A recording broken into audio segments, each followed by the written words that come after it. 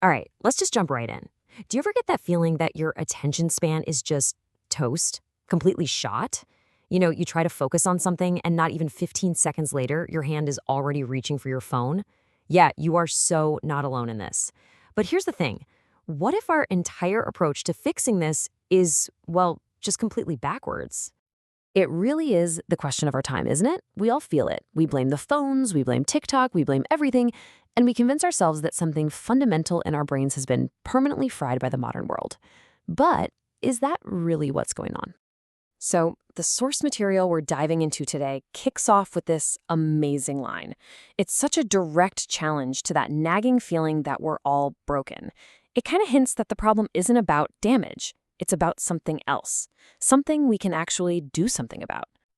And that leads us perfectly into our first section here, the attention span myth. We're going to really dig into this popular idea that short-form content is the big bad villain that's destroying our minds. Turns out it's a little more nuanced than that. Okay, this is the absolute key. It's a huge reframe. The technology itself, the phone in your hand, the app you're scrolling, that's not the enemy.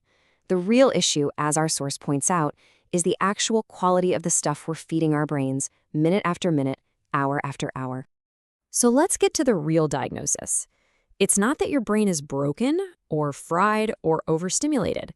It's actually the complete opposite. The real reason you can't focus? It's because your brain is just profoundly, deeply bored. Now, check out this key term, chronically understimulated. I love this phrase. Think of it like a nutritional deficiency, right? Your brain is craving something with substance, something genuinely interesting, but we're just feeding it mental junk food. And just like junk food, it leaves your brain feeling empty and looking for anything else to snack on. And what does this diet of mental junk food look like? Well, our source has a pretty blunt term for it. We're talking about an endless scroll of recycled trauma dumps, fake productivity hacks that don't help you do anything, and, yeah, cats that sound like Cardi B.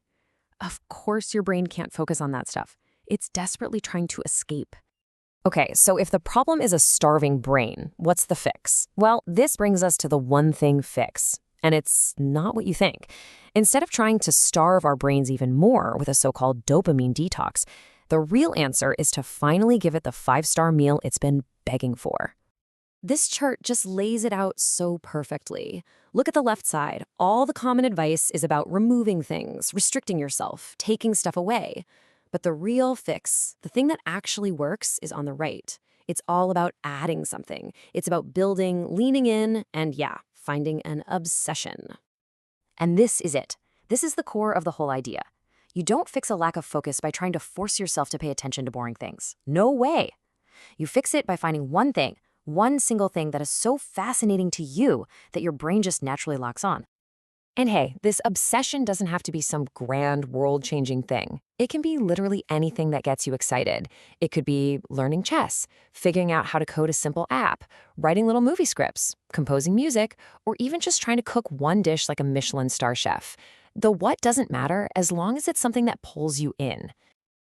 Now, if you want a powerful real-life example of how this works, wow, we have to talk about Ed Sheeran. His story is just the perfect proof of this entire concept in action. Just look at this transformation. It's incredible. As a kid, Ed Sheeran had this really bad stutter, so bad he could barely even speak. But then, he found his thing. He got completely obsessed with Eminem's music. He'd rap along, trying to master the rhythm, the flow, and that led him deep into the world of songwriting. And the result? You know the result.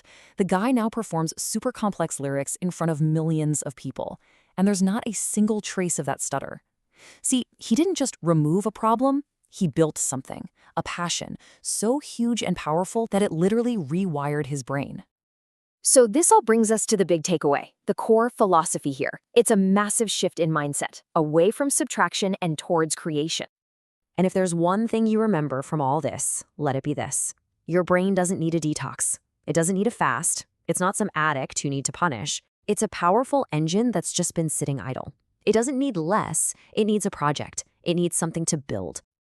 And so I'll leave you with this final thought. This challenge, really. Your brain's not broken. It's just bored. So the only real question left is, what will you build?